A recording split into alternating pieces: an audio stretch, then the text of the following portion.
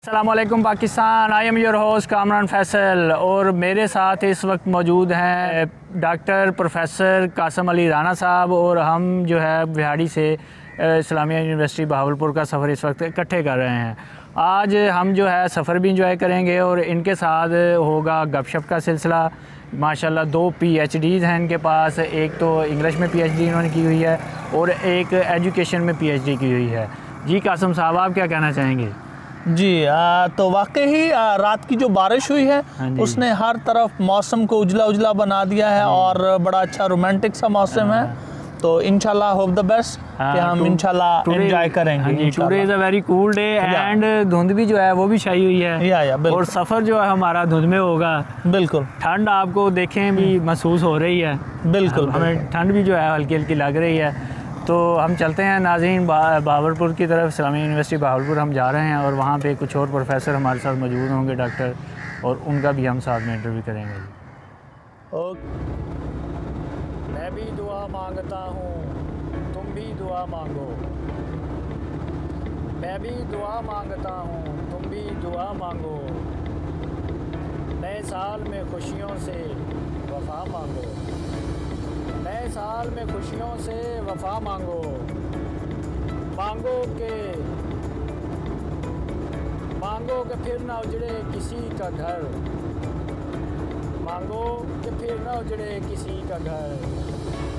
फिर ना सुने कोई बुरी खबर। फिर ना सुने कोई बुरी खबर। फिर ना कोई आंखों में नमी लेके रोए। फिर ना कोई आंखों में नमी लेके रोए। अपने हिस्से की खुशी लेकर रोए। अपने हिस्से की खुशी लेकर रोए। मांगो कि फिर रास्ते पे चलने तक। मांगो कि फिर रास्ते पे चलने तक साथ रहें सब संभलने तक। लौट आए मुसाफिर मंजिल पे। लौट आए मुसाफिर मंजिल पे सूरज के ढलने तक। मांगो के फूलों के खिलने तक। मांगो के फूलों के खिलने तक। अपने मिलने तक। बहारों की बेरुखी ना हो। अपने मिलने तक बहारों की बेरुखी ना हो। इस साल फैसल कोई दुखी ना हो। इस साल फैसल कोई दुखी ना हो। मैं भी दुआ मांगता हूँ, तुम भी दुआ मांगो। मैं भी दुआ मांगता हूँ, तुम भी दुआ मांगो। इस साल फैसल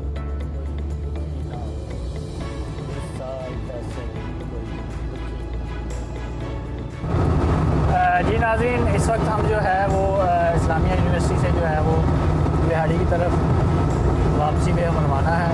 और रवानगी में क्योंकि मेरे साथ जो है आपको मैंने सुबह बताया था कि प्रोफेसर डॉक्टर कासम अली राना साहब हमारे साथ हैं, तो उनसे हम जो है ना इस्तिफ़ादा हासिल करते हैं। थोड़ा सा जो है वो बच्चों की कैरियर काउंसलिंग के हवाले से बात करेंगे।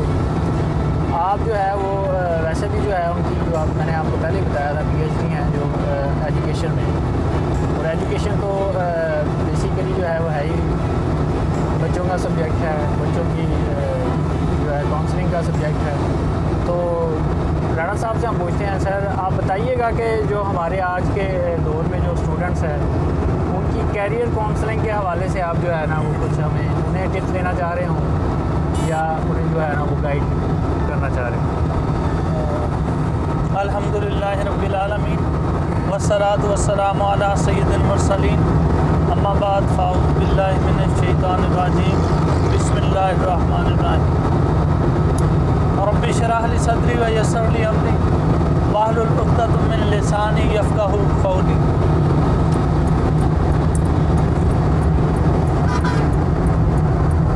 कामरान फैसल साहब, हमारी जो कह लें ये जो नौजवान नस्ल है जी, इसमें एक जो बड़ा फुकदान आजकल पाया जा रहा है वो ये है कि वो सेमेस्टर सिस्टम की आसानियों को और ज़्यादा आसान करते हुए वो चाहते हैं कि जस्ट उन्हें 2-2, 4-4 पेजेस दिए जाएं और वो उन्हीं पेजेस को क्रैमिंग के थ्रू, रटलाइजेशन के थ्रू, रॉटिंग के थ्रू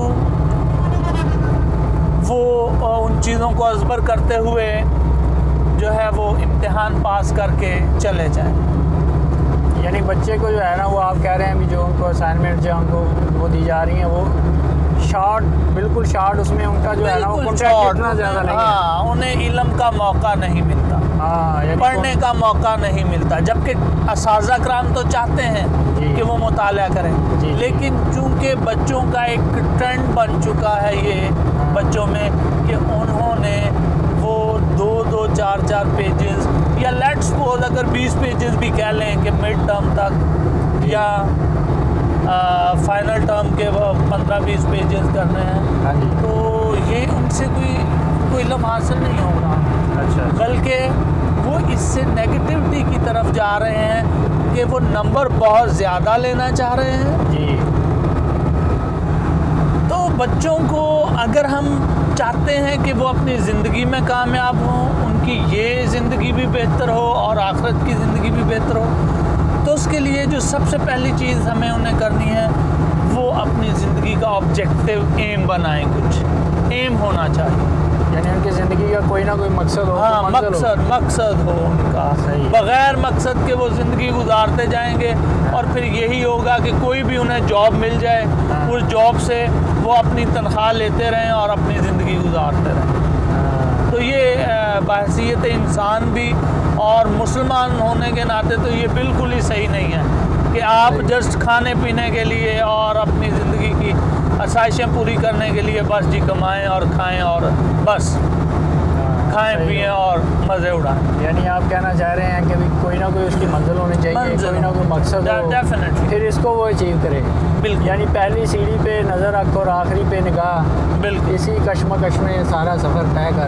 बिल्कुल। तो इसके लिए सबसे पहली चीज़ जो है वो मैं तो ये सजेस्ट करूँगा कि हमें अपने बच्चों को आप सल्लल्लाहु अलैहि वसल्लम की ज़ात गिरामी से जुड़ने की तलकीन कर, और इसके लिए मुख्तलिफ प्रैक्टिस करवाना होगी।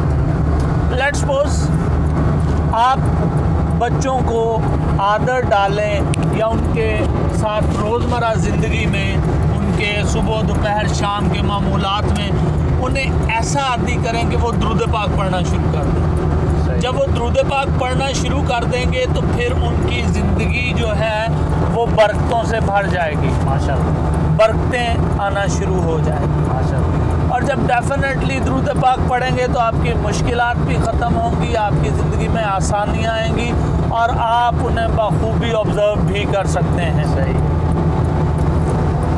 अच्छा, ये जो हमारा एक सिलसिला है कि हम 3-3, 4-4 MA कर लेते हैं और फ़ायदा हमें एक का भी नहीं होता, ठीक है। इसकी बड़ी वजह यही है ना कि हम नंबरों की दौड़ में लगे हुए हैं कि इस सब्जेक्ट में इतने नंबर ले लिए, इस सब्जेक्ट में इतने नंबर ले लिए हमने और MA हो गया जी। हम अपनी स्किल्स पे काम नहीं करते कि हमारे बच्चों की आप देखें कि हमारा एक बच्चा MA इंग्लिश करता है या BA में इंग्लिश लिटरेचर पढ़ता है जी, तो आपने you can easily observe that they can't speak even a single correct sentence in English. Yes. Or they can't speak in English. Yes. यानी अगर वो इंग्लिश पढ़ रहा है तो उसे इंग्लिश का एक सेंटेंस भी नहीं आता है सही तरह। इंग्लिश का अच्छा फिक्रा जो बोलना है ना, अच्छी कम्युनिकेशन है जिससे आप किसी को मुतासिर कर सकते हैं, अपना मुद्दा बयान कर सकते हैं। सही है, सही। हत्ता कि अगर आप ये एक बात कहें कि please introduce yourself, they wouldn't be able to introduce their own self. वो अपने आप हो जाते हैं बच्चे। हाँ, इंट्रोडक्शन में ही कंफ्यूज हो जाते हैं। दैट्स बिकॉज कि हमने वो स्किल्स ही उनमें इनकलकेट नहीं की हैं। सही। हमने उन्हें बताया ही नहीं कि भाई आप में कौन कौन सी खूबियाँ हैं। यानी हम उनको डिग्री तो दे रहे हैं लेकिन साथ में स्किल्स नहीं दे रहे, एक्सप्लोर नहीं करवा रहे हैं। या जो जबकि अंदर है कम से बाहर नहीं निकाल शायद ही उसकी खत्म नहीं कर रहे। ये तो पता ना कि मैं क्या चीज़ हूँ, मेरी स्पेशलिटीज़ क्या हैं, मुझे किस चीज़ में महारत हासिल है, इस रास्ते पे मुझे निकलना है। हाँ, ये चीज़ें ही नहीं है। फिर अगर ये तो थी कम्युनिकेशन स्किल्स, अब अगर हम राइटिंग स्किल्स की तरफ आते हैं, क्रिएटिव राइटिंग स्किल्स की तरफ आते हैं, क्रिएटिविटी की तरफ आते हैं, क्रिटिकल थिंकिंग की तरफ आते हैं, तो हमारे स्टूडेंट्स जो है, मेजॉरिटी ऑफ द स्टूडेंट्स, अगर मैं ये कहूँ कि 90% जो है वो स्टूडेंट्स क्रिटिकल थिंकिंग नहीं रखते, या अपने आप को बयान नहीं कर सकते, या उनमें क्रिएटिव राइटिंग की एबिलिटीज़ नहीं है, तो ये सही होगा। तो हमें इन बेसिक स्किल्स पे फोकस करना है। जब हम बच्चे को सेकेंडरी क्लासेस या सेकेंडरी एग्जामिनेशन पास करवा रहे हैं, तो हमें उसके साथ साथ उन्हें इन स्किल्स की तरफ भी फोकस करना होगा। राइटिंग स्किल तो उसके पास इसी वक्त आएगी ना जब उसके पास उसके माइंड में एक वोकैबुलरी होगी। वोकैबुलरी आपने बता दिया कि अभी शॉर्ट टर्म की तरफ स्टूडेंट जा रहा है। वोकैबुलरी आप देखें कि आप बीए में 3 किताबें पढ़ते हैं इंग्लिश की जी, सिलेक्शन पढ़ते हैं जी, एन एंथोलॉजी पढ़ते हैं और 5 पोइट्स पढ़ते हैं। ये 3 बुक्स हैं और इन तीनों बुक्स में जो वोकैबुलरी है वो कमाल की वोकैबुलरी है। सही है। बहुत ही अच्छे वर्ड्स हैं, बहुत ही सोफिस्टिकेटेड सॉफ्ट वर्ड्स हैं और बड़े ऐसे अल्फाज हैं जो कि बड़े इल्मी और अदबी हलकों में इस्तेमाल होते हैं। सही है। तो लेकिन चूँकि हमारे स्टूडेंट्स ने उनको अच्छी तरह से पढ़ा ही नहीं है, तो वो फिर उनको बयान भी नहीं कर सकते। ऐसा ही ऐसे, यानी कहने का मकसद ये है कि अल्फाज जो है वो वोकैबुलरी वो गेन कर सकता है। जो अच्छा स्टूडेंट है वो करता भी है और वो निकलता भी है, बिल्कुल कर। लेकिन जो सुस्ती या काहली का शिकार होते हैं वो जस्ट रटा सिस्टम लगाते हैं। आई थिंक मेरा ये जाती ख्याल है, और उसको वो पास करने के बाद उसको वैसे ही हो जाते हैं। बिल्कुल, यानी वो माइंड में एक रट्टा लगाया, पेपर दिए, उसके बाद उसकी छुट्टी। जी जी। फिर नेक्स्ट वो जो है ना वो इसलिए वो उसको माइंड में या अपनी बैक मेमोरी में स्टोर नहीं करते उन चीज़ों। जी जी। पढ़ते जाते हैं और भूलते जाते हैं, शायद ये भी एक वजह हो। बिल्कुल है। अच्छा, आप ऐसे जो बच्चे हैं जो ज़्यादा आगे नहीं निकल पा रहे या जो सुस्त रवि का शिकार हैं या मे भी उनके पास अपॉर्चुनिटी ही ना मिल रही हो, समटाइम स्टूडेंट्स काबिल भी होता है। अपॉर्चुनिटीज़ हर जगह हैं जी, अपॉर्चुनिटीज़ की कहीं भी कमी नहीं है। हमारे वालिदैन, हमारे अब्बा अजदाद जो थे वो बताया करते थे कि एक दिया होता था एक मोहल्ले में और उस दिए की रोशनी में लोग पढ़ा करते थे। हाँ, ये एक पैशन है, एक शौक है। इतने टेस्ट पेपर्स भी नहीं होते थे, इतने मॉडल्स भी नहीं होते थे। आजकल तो एक एक किताब के लिए आपको 20 हेल्पिंग बुक्स मिल रही हैं। ऐसा ही है। तो तब नोट्स भी खुद ही डेवलप करना पड़ते थे और लोग करते थे। यानी वो उस सिस्टम में ये था कि फिर आपको जो है ना बच्चा मेहनत करता था, उसे याद करता था, उसे माइंड में रखता था। बिल्कुल। लेकिन आप जैसे जैसे हम जिद्दत की तरफ जा रहे हैं तो शॉर्ट टर्म की तरफ भी जा रहे हैं। फिर हम जिद्दत नहीं, एक्चुअली हम हर चीज़ को जो है वो ज़रा शॉर्टकट ढूंढ रहे हैं हम लोग। शॉर्टकट स्टूडेंट कहता है मैं भी शॉर्टकट में नंबर ले लूँ, बिल्कुल 2-4 चीज़ें बयान करूँ, मेन फोकस हो उन पर, जी जी, मेन चीज़ें और मुझे नंबर मिल जाए। बिल्कुल ठीक है, उसमें ज़्यादा तशरीहात में वो नहीं जाता। और टीचर भी मेरे ख्याल में आजकल मेरे ख्याल में ये भी एक तो है ना, भी टीचर भी जो है ना अच्छे पॉइंट देखता है। टीचर क्या करता है? टीचर जो है वो भी ज़्यादातर जो है ना पेपर में मेरे ख्याल में कि वो मेन जो पॉइंट की बातें हैं 2-4 जो होती हैं उसमें वही शायद देखते हैं। टीचर के हवाले से मैं कामरान फैसल साहब यही कहूँगा कि टीचर के लिए एक बड़ा अच्छा शेर है, उस्ताद की अजमत को तराजू में ना तोलो।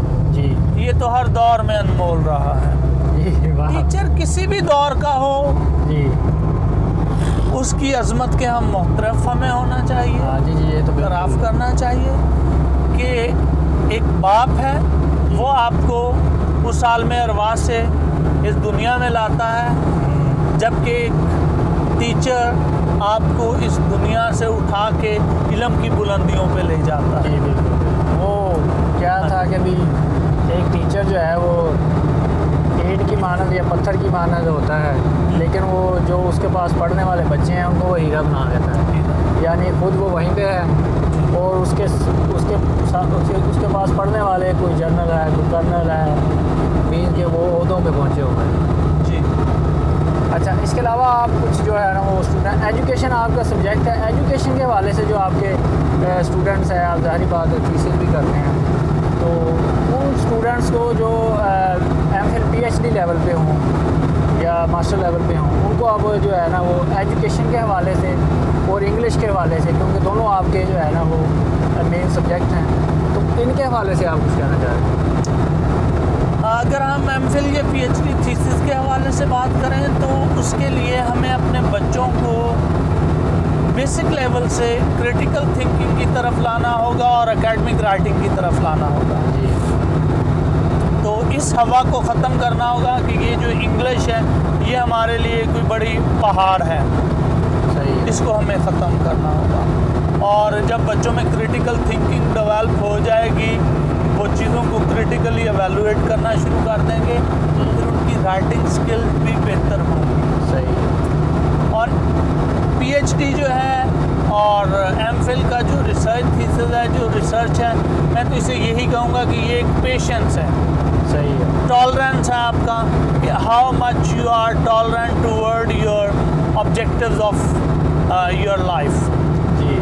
ऑब्जेक्टिव्स और आपकी लाइफ के जो एम्स हैं उनकी तरफ आप कितनी पेशेंस से काम कर सकते हैं और कितनी परसिवरेंस के साथ, कितने डिटर्मिनेंट हैं आप अपने गोल्स की तरफ। यानी कंटिन्यूटी के साथ आपको जो है ना वो लगे रहना चाहिए। हाँ जी। एक जो तालब इल्म है उसकी आधी हाँ, ज़िंदगी तो अगर वो एमफिल पीएचडी में जाता है, आधी से ज़्यादा ज़िंदगी तो उसकी एजुकेशन में गुजर जाती है। जी बिल्कुल।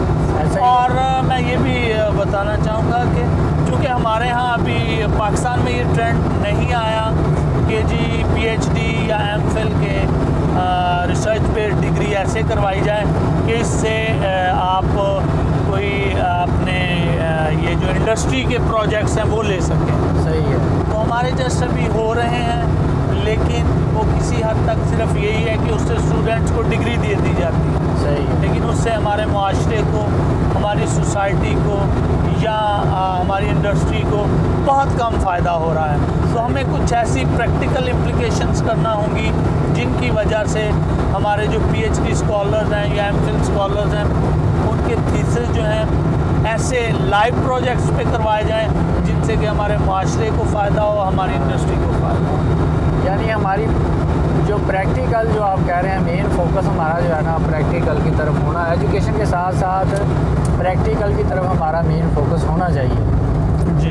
तो एंड पे एक जो है वो लास्ट आपसे क्वेश्चन हम करेंगे कि आप जो है एजुकेशन में बार बार कह रहा हूँ, एजुकेशन आपकी जो है स्पेशलिटी है, और एजुकेशन के हवाले से आप बच्चों को जो हैं उनको कोई बहुत ज़्यादा जो अच्छी टिप्स अगर आप दे सकें, बहुत ज़्यादा अच्छी टिप्स कि वो एक तो ये कि भी बच्चों को, दूसरा टीचर्स के हवाले से आपके, क्योंकि ये एजुकेशनिस्ट ही हमारे जो होते हैं आगे टीचर निकलते हैं, तो वो टीचर्स के हवाले से भी आप थोड़ा बताइएगा कि टीचर जो हैं वो किस तरह हमारी यूनिवर्सिटी में, हमारे स्कूल कॉलेजेस में जो है ना वो एक अहम किरदार अदा कर सकते हैं बच्चों की ग्रूमिंग के लिए। बच्चों की नो डाउट कि प्रैक्टिकल का फुकदान है, लेकिन उसके बावजूद हमें बच्चे तो आगे लेके चलने हैं ना, सिस्टम तो डेवलप करने हैं, और ये हमारी गवर्नमेंट को भी आप कोई मशवरा देना चाहें और टीचर्स के लिए आप खास तौर पर मशवरा देना? देखिए, teacher is always an inspirational motive और इंस्पिरेशनल पर्सनालिटी फॉर हिज और हर स्टूडेंट्स। वो हमेशा से ही है, जब से ये टीचिंग का पेशा शुरू हुआ है जी, तब से टीचर अपने स्टूडेंट्स के लिए, अपने पीपल्स के लिए जो है वो इंस्पिरेशन का सोर्स है। जी जी बिल्कुल, वो एक कंप्लीट मतलब पैकेज होता है किरदार और का। उसकी कोशिश हमेशा से रहती है जी कि उसके तलबा, उसके जो स्टूडेंट्स हैं, उसके शागिर्द हैं, वो उससे बेहतर मुकाम पे पहुँचे। सही है, सही। तो इसमें तो कोई शक नहीं होना चाहिए। वो किसी भी अक्सर लोगों को कहते हुए सुना है कि फ़लाँ टीचर अच्छा नहीं है जी, फ़लाँ ये नहीं है, वो फ़लाँ किरदार के हवाले से तो बात करते हैं। वो जो है वो ये कोई अच्छा इमेज नहीं है हमारी सोसाइटी के लिए, हाँ जी। क्योंकि मैं समझता हूँ कि उस्ताद उस्ताद है। हाँ जी, बस। इन दी एंड जो है वो टीचर ही होता है। ये आपकी बड़ी अच्छी बात है कि जो टीचर जो है ना वो एक रूहानी पेशवा है, रूहानी बाब है स्टूडेंट्स का। तो ये आपसे जो है ना इसके साथ हम आपसे इजाज़त चाहेंगे। और थैंक यू वेरी मच। सफ़र भी आपके साथ अच्छा गुजरा है। हाँ माशाल्लाह। और माशाल्लाह इसी बहाने आपसे मुलाकात भी हो गई और आपसे थोड़ा सा जो है ना इंट्रोडक्शन भी हो गया और आवाम को भी, नाज़रीन को भी, हमारे देखने वालों को भी थोड़ा सा फ़ायदा होगा इससे। तो जो भी आप कासिम साहब से जो कांटेक्ट करना चाहें, आपका नंबर मैं इंशाल्लाह स्क्रीन पे दे दूँगा। हाँ तो वो आपसे कांटेक्ट कर देंगे। जी नाज़रीन, इसी के साथ हम आपसे इजाज़त चाहते हैं। मुझे और प्रोफेसर कासिम अली राना साहब को इजाज़त दीजिए। वास्सलाम। ये जी इस्लामिया यूनिवर्सिटी बहावलपुर हम पहुंच चुके हैं।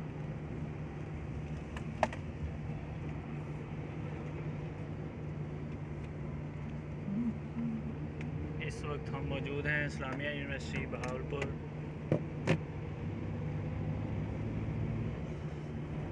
यूनिवर्सिटीज़ के हालात भी कासिम साहब आजकल जो है ना वो बड़े वीरान से हुए पड़े हैं। कुछ चंद स्टूडेंट ही हमें नज़र आ रहे हैं यहाँ पे, बाकी तो सब वीराना ही हैं। यहाँ पर चंद स्टूडेंट्स ही हैं बस। कोई मतलब शायद कोरोना की वजह से जो है वो सारी यूनिवर्सिटी जो है वो क्लोज़ है।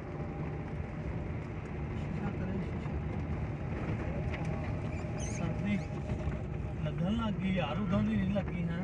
सर्दी तो सारी बात है, अभी जो है वो ठंड तो है। बारिश जो यहाँ पर भी बारिश हो गया ठीक।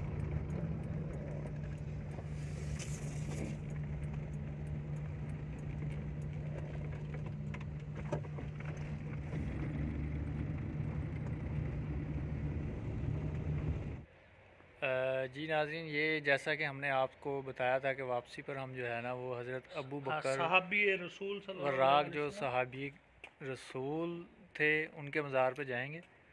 तो वापसी पे हम थोड़ा लेट हो गए। ये ऊपर कबूतर जो है वो सर्दी में, तो हम यहाँ पे पहुँचे हैं। तो ये मज़ार जो है ना वो बंद हो चुका है,